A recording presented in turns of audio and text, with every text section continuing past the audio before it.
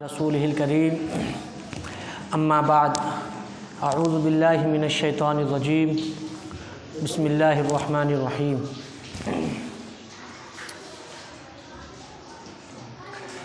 वस्तशहिदू शहीदैन मिन रिजालिकुम फ़इल्लम यकूना रजुलैनि फ़रजुलुन व इम्रअतानि मिम्मन तर्ज़ौना मिनश शुहदा। सदक़ल्लाहुल अज़ीम।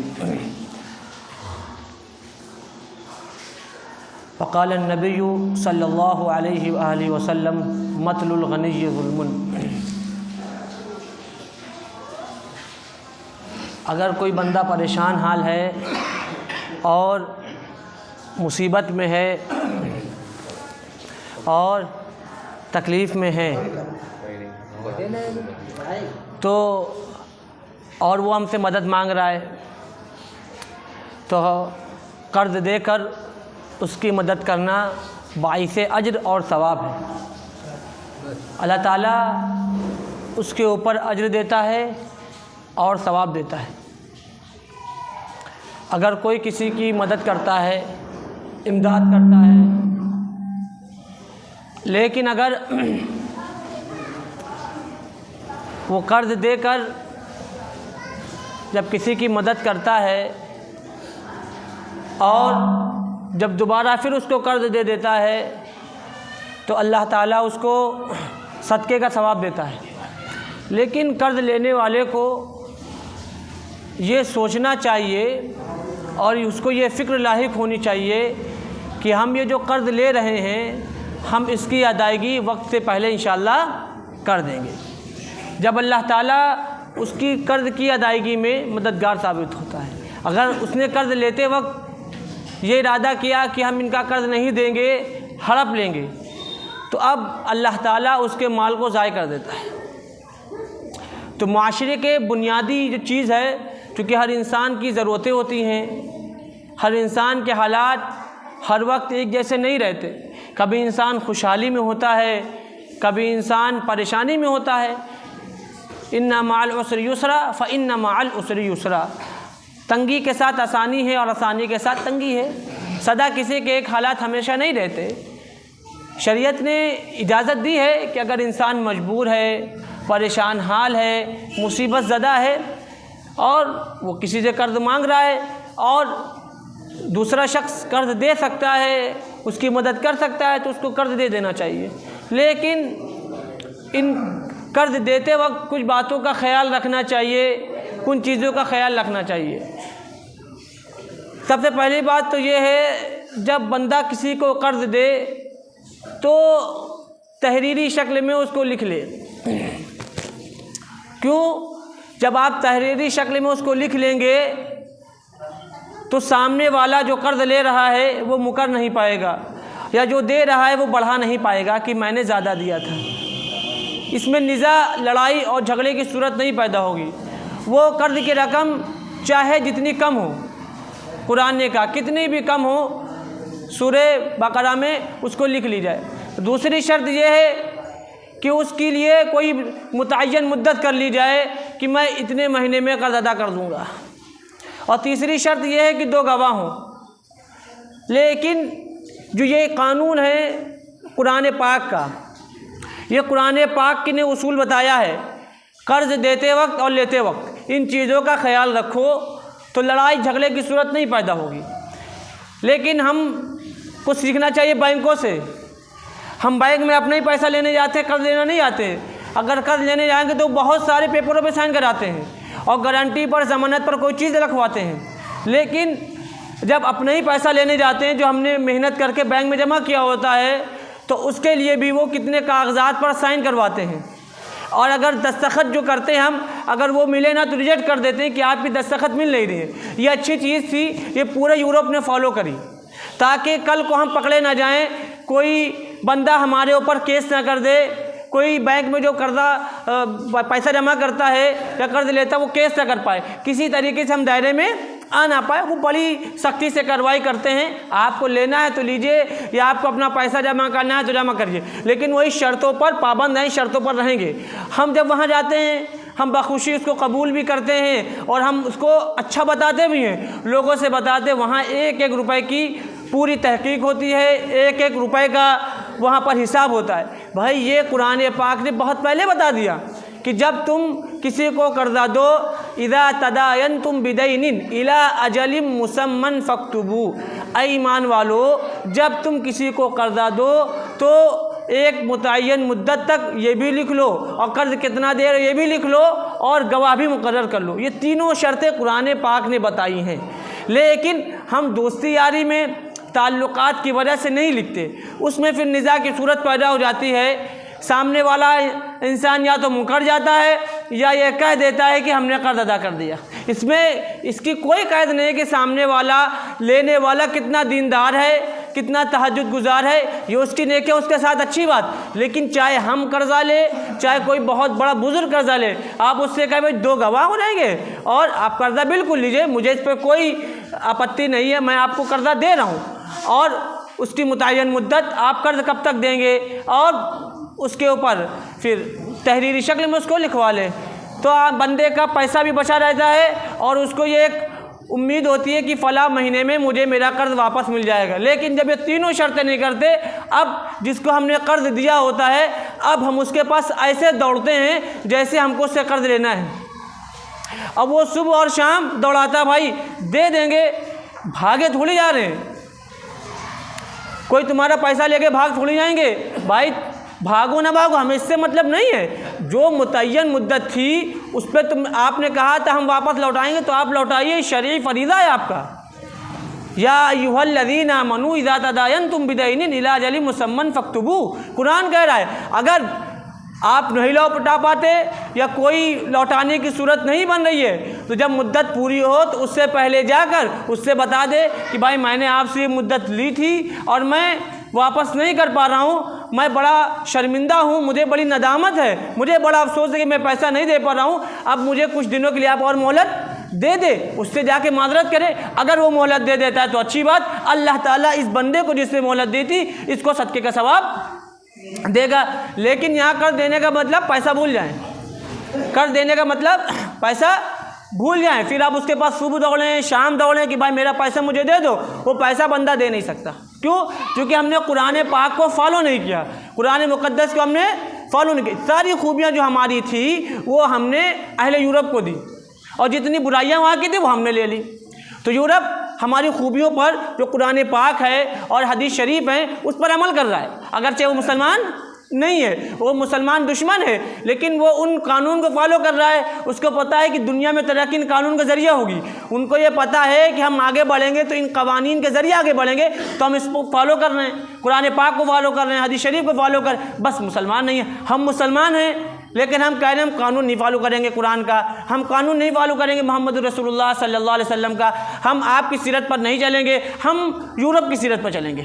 उसके बाद रोएंगे, परेशान होंगे, 4 लोगों से जाकर शिकायतें लगाएंगे कि हमने फ़ला बंदे को कर्ज दिया था वो वापस नहीं कर रहा। अब गलती किसकी? भाई आपने कर्ज दिया तो आप लिखिए ना, सबसे पहले क्या करिए, लिख लीजिए भाई, नीचे साइन करा लीजिए। क्यों नहीं करा? जो कुरान ने शर्तें बताई हमने उस पर अमल क्यों नहीं किया? जब हमने अमल नहीं किया भारी नुकसान उठाना पड़ता है। बड़े बड़े दीनदार हों, तहज्जुद गुजार हों, सब मिल जाएंगे, लेकिन भाई कर्ज लेकर वक्त पे देने वाले बहुत कम मिलेंगे।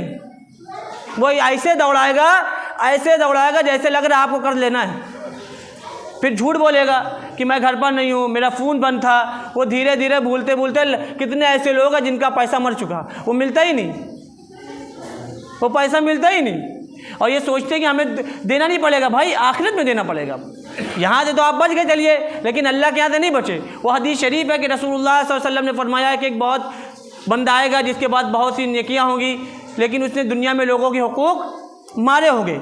अब बंदा आएगा कहेगा अल्लाह ताला इससे मेरे ये हक़ मारा तो इसकी नेकियां दे दी जाएंगी। दूसरा आएगा कहेगा इससे मेरी ग़ीबत की, उसकी भी नेकियां इसको दे दी जाएंगी।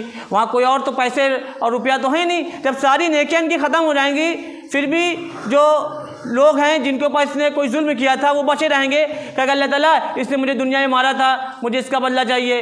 अब देखा जाएगा उनके पास कोई नेकियां नहीं है, तब इसके गुनाह लेकर इनके खाते में डाल दिए जाएंगे और इनको फिर जहन्नम में जाना पड़ेगा। हालांकि दुनिया में तो बहुत नेकियां करी थी, तहज्जुद भी अल्हम्दुलिल्लाह नहीं छूटी थी, नमाज की पाबंद थे, तो नमाज की पाबंदी के साथ मामलात का अच्छा होना बहुत ज़रूरी है।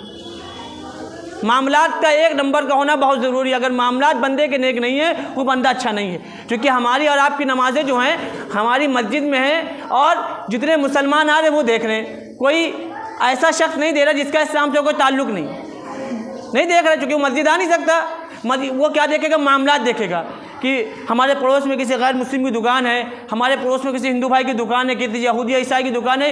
वो हमारी नमाज़ें देखने नहीं आ रहा, वो हमारे मामलात देख रहा है, वो हमारे ख़रीदो फरोख्त के तरीके को देख रहा है कि यह बंदा बड़ा नेक है। क्यों? तो इसके मामलात बड़े अच्छे हैं। अगर हम झूठ नहीं बोल रहे हैं, हम दगाबाजी नहीं कर रहे हैं, हम किसी का पैसा नहीं हड़प रहे हैं, हम किसी के साथ चालबाजी नहीं कर रहे हैं, तो गोया कि हम एक अच्छाई कर रहे हैं और हमारी वजह से इस्लाम बदनाम नहीं हो रहा। लेकिन एक बंदा नमाज़ पढ़ रहा है, दीनदारी भी है, लेकिन झूठ बोल रहा है, दगाबाजी कर रहा है, पैसा ले तो कभी देने का नाम ही ना ले, तो ऐसा बंदा मस्जिद में तो आकर अल्लाह की इबादत कर रहा है लेकिन अपने मामलात से इस्लाम को बदनाम कर रहा है। क्यों? क्योंकि मुसलमान यही सीखते, मुसलमान ऐसा करते हैं। तो और फिर नबी अलैहिस्सलाम की सख्त वईद है कि आप अलैहिस्सलाम ने फरमाया कि जब एक जनाजा लाया गया तो आपने पूछा क्या इस मय्यत के ऊपर कोई कर्ज है?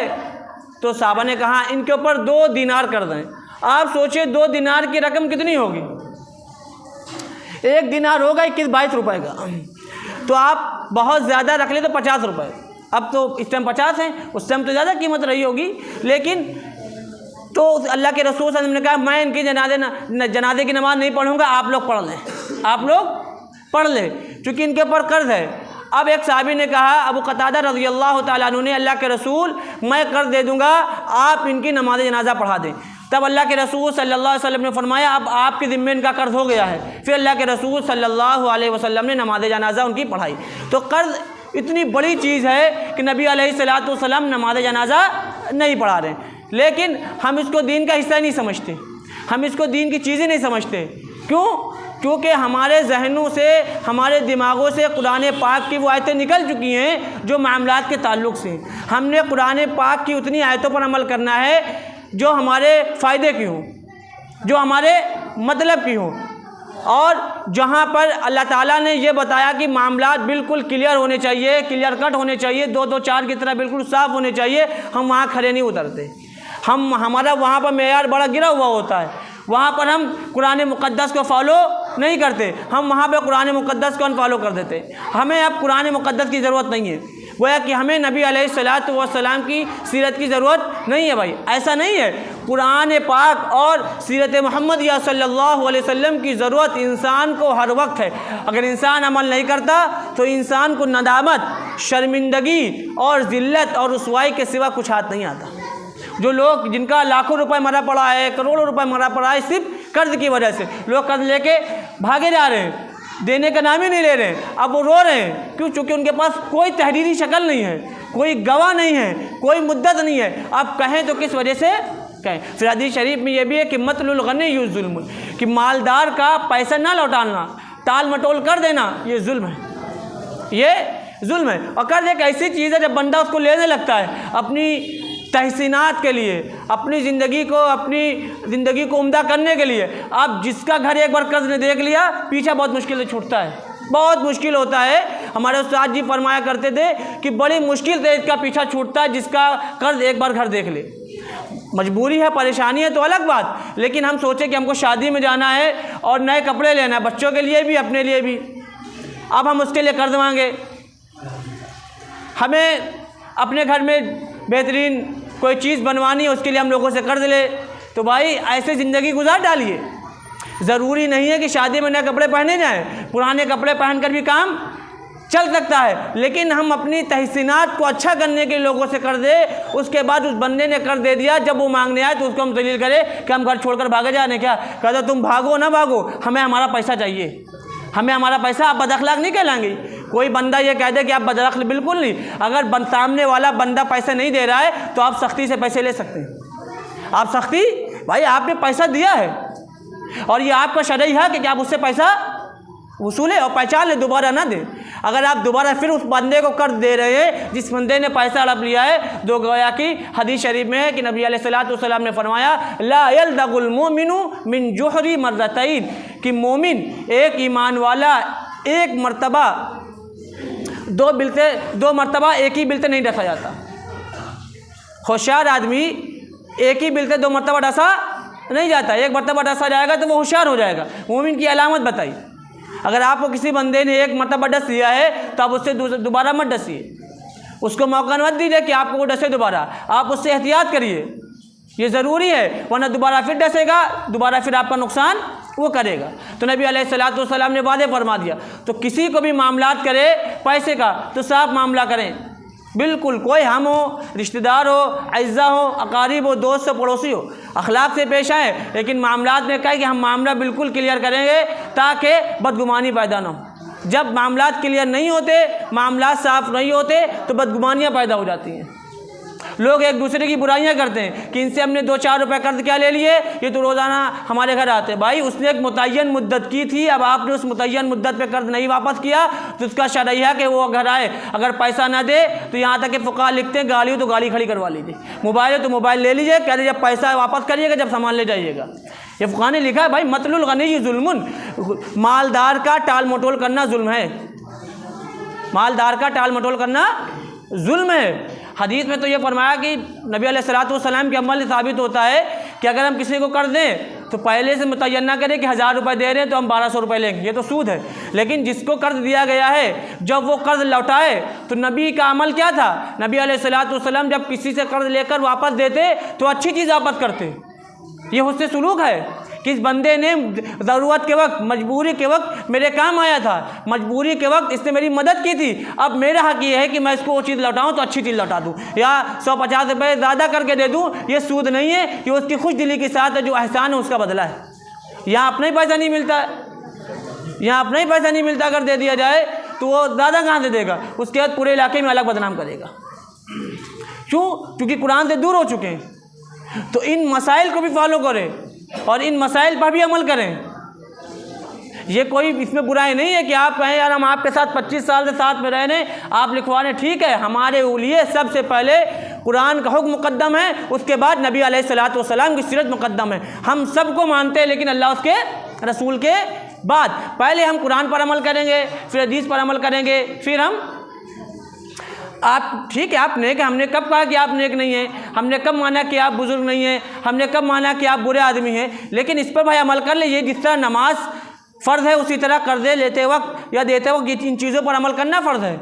जिस तरह रोज़ा रखना फ़र्ज़ है, हज करना फ़र्ज़ है, उसी तरह मामलात करते वक्त ये चीज़ें फ़र्ज़ हैं। भाई हम वही चीज़ें कर रहे हैं जो कुरान हमें बता रहा है, हम वही चीज़ें अमल में ला रहे हैं जो हदीस शरीफ हमें बता रही है, हम वही चीज़ें अमल कर रहे हैं जो नबी अलैहिस्सलातु वस्सलाम ने अपनी पूरी ज़िंदगी में किया, जो सहाबा किराम ने पूरी ज़िंदगी में किया। अब बताइए नबी अलैहिस्सलातु वस्सलाम किसी से कोई चीज़ ले रहे हैं तो एक मुतय्यन मुद्दत ले रहे हैं, आप नबी अलैहिस्सलातु वस्सलाम भी उस पर तहरीर पर साइन कर रहे हैं, नबी अलैहिस्सलातु वस्सलाम भी मुद्दत ले रहे हैं, नबी अलैहिस्सलातु वस्सलाम भी 2 गवाह मुकर्रर कर रहे हैं, लेकिन आप कह रहे हम आपके साथ 25 साल से रह रहे हैं लेकिन आपको मेरे पर भरोसा नहीं है। भरोसा तो है लेकिन भरोसा कायम कहाँ है? अब वो अमानतदार लोग नहीं बचे, वो अमीन लोग नहीं बचे, लोग 2-2 रुपये पे बिक जाते हैं, क्योंकि ये फितने का दौर है, ये कुर्बे क़यामत है। तो यहाँ लोग ले तो लेते हैं, बड़ी अच्छी बातें करते हैं, लेकिन जब मामलात की बारी आती है तो बिल्कुल पीछे हट जाते हैं। जबकि नबी अलैहिस्सलातु वस्सलाम सहाबा के साथ आपने 23 साल नबूवत की ज़िंदगी गुजारी, उसके बाद उससे पहले 40 साल गुजारे, लेकिन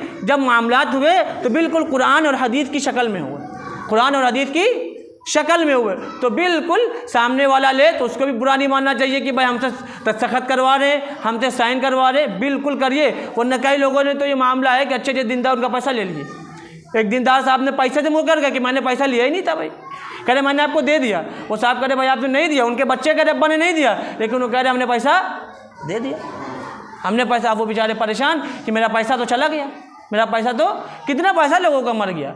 अब वो उनकी बदगुमानी अलग हो गई दीनदारों से। भाई तो अमल कर लेते वो मुकर ही ना पाते, अमल कर लेते तो वो मुकर ही ना पाते। वो कहते भाई मेरे पास लिखा हुआ रखा है, मैंने बताया ना बैंक में जाएंगे कितना भी करीबी आदमी हो, अगर मैनेजर का बाप आएगा ना तो मैनेजर उससे भी साइन करवाएगा, मैनेजर का बेटा आएगा बेटी आएगी तो मैनेजर उससे भी साइन कराएगा, अगर उसका उस बैंक में खाता है कि पहले साइन करिए, सारी कार्रवाई करिए, उसके बाद आपको पैसा मिलेगा। तो भाई इस पर अमल करें। भाई जो कुरान और हदीस ने हमें दिया है यही राह हिदायत है, इसमें सुकून है, इसमें हमारे लिए ज़िंदगी है, इसमें हमारे लिए रहमत और हिदायत है, लेकिन हमने कुरान को छोड़ा और उसको महदूद चीज़ों में फॉलो किया, तो उन महदूद चीज़ों में तो सुकून मिल रहा है, लेकिन और दूसरी चीज़ों में हम क्या हैं, रो रहे हैं। और दूसरी चीज़ों में हम क्या है, रो रहे हैं। पैसा देने के बाद नहीं मिलता। लोग इतने अच्छे नहीं बचे कि वक्त से पहले बहुत अच्छा आदमी होगा। देखिए, इंसान बहुत अच्छा कैसे बचाना जाएगा, दो चीज़ें कर लें उसके साथ, या तो सफ़र कर लें, सफ़र कर ले, पता चल जाएगा सखी है कि बकील है। बकील आदमी है तो जेब में हाथ जाएगा ही नहीं, पूरे रास्ते भूखा आपको ले जाएगा, भूखा लेकर आएगा, वो कहीं रुकेगा ही नहीं, क्योंकि बकील की पहचान थी। पता चल जाएगा, आप सफ़र कर लें उसके साथ। और दूसरा, उसके साथ मामलात कर ले। अगर आपने उसको पैसा दिया और वक्त से पहले लौटा दिया उसने, तो बहुत अच्छा आदमी है, समझिए बहुत ही अच्छा आदमी है। और वक्त पे लौटा दी तो भी ठीक है, तो भी अच्छा आदमी है। और वक्त से ताख़ीर की तो समझिए आदमी ठीक नहीं है, आदमी ठीक, बिल्कुल ठीक आदमी नहीं है, ये बिल्कुल आदमी सही नहीं है। तो ये दो चीज़ें अलामत बताइए किसी इंसान को परखने की, किसी इंसान को परखने की जो है अलामत यही, जब मामलात होते जब भी सामने पता चलता है कितना अच्छा आदमी है, दीन पर कितना उतरने वाला और दीन को कितना फॉलो करने वाला है। तो जब कर दें तो तीन चीज़ें याद रखें। एक तो तहरीरी लिखवा लें, अव्वल चीज़ क्या है, लिखवा लें कि भाई इतना कर दे रहे हैं, ये लिखा है, इसके नीचे हम भी साइन करेंगे, आप भी, एक चीज़ तहरीर। दूसरी शर्त, एक मुतय्यन मुद्दत, 2 महीने 3 महीने 4 महीने 5, जो भी महीने मुतय्यन हो जाए वो लिखवा लें। और तीसरी चीज़, 2 गवाह हों। ये 3 शर्तें हैं कुरान पाक ने बताई हैं सूरतुल बकरा में।